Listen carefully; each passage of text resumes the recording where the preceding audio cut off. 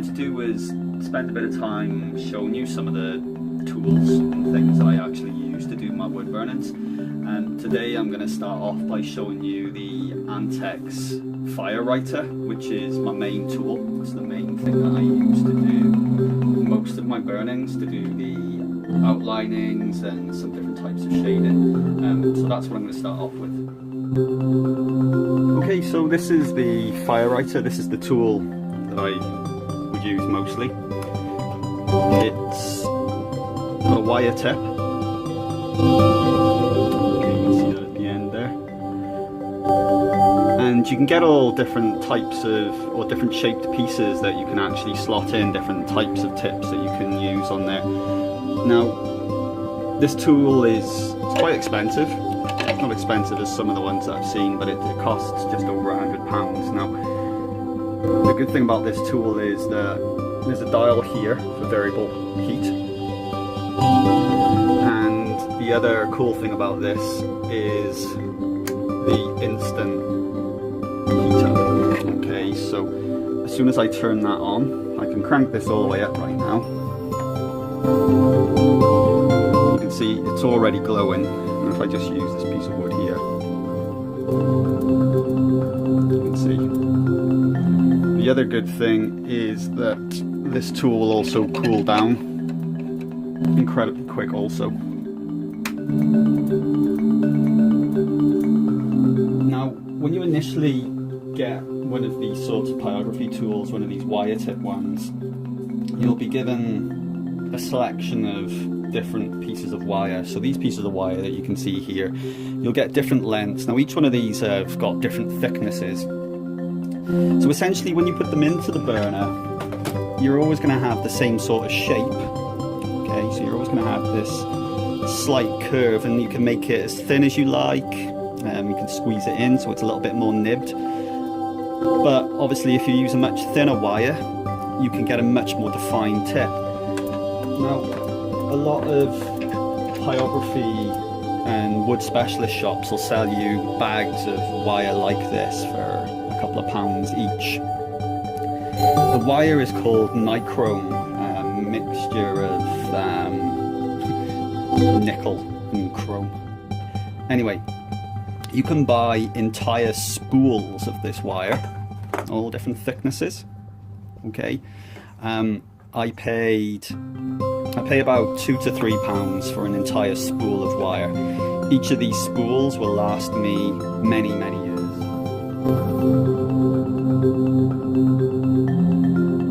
Every new picture that I do, I always change the wire. Okay, so you can get some focus on here. It's really simple.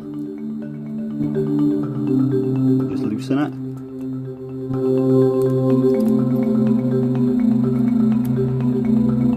Take the old piece out. Then what you'll need to do is you need to cut a new piece of wire from your spool, or your little lengths of wire if you bought it from your wood burn shops. Okay, I'll show you that now.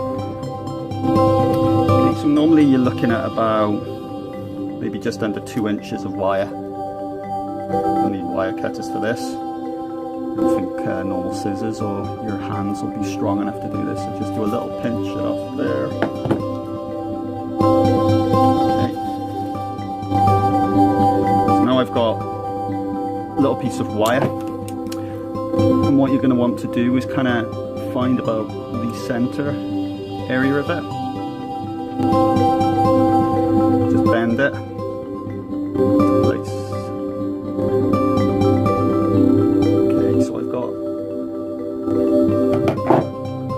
Now. So again, it depends on how you want the tip to be. So you can squeeze that in, you can make changes to that now. So what I would do is I would use my pliers to hold it steady. Okay, along the prong part. Okay. I take my pliers here. Just give that little squeeze there. Okay, as you can see now, I've got a little bit of a bend. I can make changes depending on how I want that tip to be, I can squeeze it as thin as I want. This wire is nice and thin, so I can actually make the changes a lot with my fingers from here on in, but if you've got much thicker wire, you'll definitely need pliers just to finish it off nicely. Okay, so now there, got my new writing, my new burning tip. Obviously you make sure your pen is off at this point. Just loosen those screws a little bit more.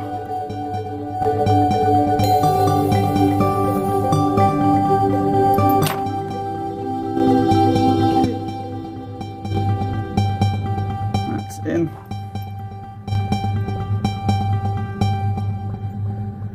Tighten them up.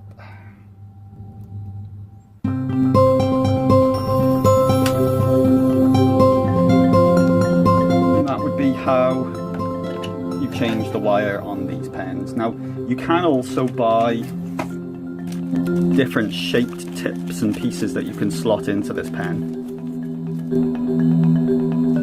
Okay, so we've got lots of different tips here. Like spoon shaped thing. This one's got a ball on it, so it's kind of similar to a pen when you start using it. Ball pen, you can feel it, it's very smooth to use. Different shaders, so to get like a nice flat even shade you would need to use one of these flat pieces. You can also use, this one's kind of a spoon shaped one, which you can get like a nice smooth burn on the wood. The very edge of these pieces as well, see it's very thin, allow you to get a really fine thin line when you're doing your wood burn. So if you're doing an outline, something like that, you might want to just get a very thin line just to give you a bit of guidance. You might not want it to show in the final piece that you're actually doing. This one, as you can see, that there is as fine as you're going to get. This is actually so thin that it will slice into the wood with the heat. It'll actually cut straight through the wood. So this you would use on quite a low temperature, and you could just use it to just do really fine details like hairs or feathers, things like that.